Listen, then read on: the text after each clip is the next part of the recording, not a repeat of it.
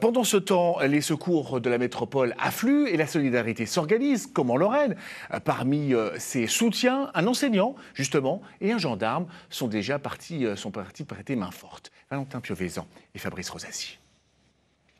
Avant le grand départ dans une semaine, Thibaut Bertrand fait l'inventaire de son matériel, celui qu'il emportera à Mayotte pendant 3 mois.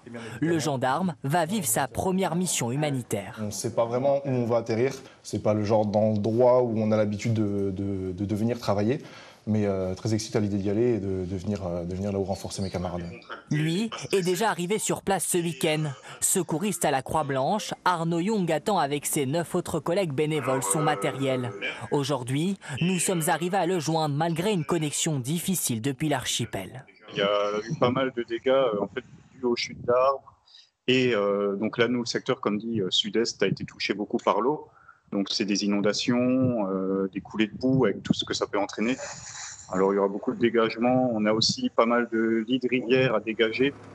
Lucas Franklin Coelho rentre dans quelques jours à Mayotte pour la rentrée scolaire. Il est prof de sport dans un collège depuis 6 ans. Revenu en Lorraine pour les fêtes de fin d'année, il n'a pas vécu le cyclone. Mais le jeune Mosellan de 28 ans voulait s'engager. Avec une grande collecte, il ne revient pas les mains vides. C'est moi qui vais ouvrir le conteneur dans mon collège. Et à partir de là, une fois que le conteneur s'est ouvert, on va tout distribuer dans les écoles primaires et collèges de Chiconi.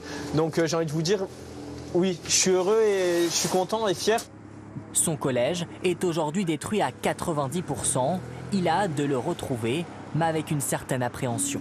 Il y a de la peur parce que je vais aller dans un endroit que je connais depuis 6 ans et en fait en un coup de vent tout a changé. Il faut reconstruire, c'est comme ça, ça tombe et ben on fait tout pour relever la maison, l'école. Il faudra une quarantaine de jours au conteneur pour arriver à Mayotte.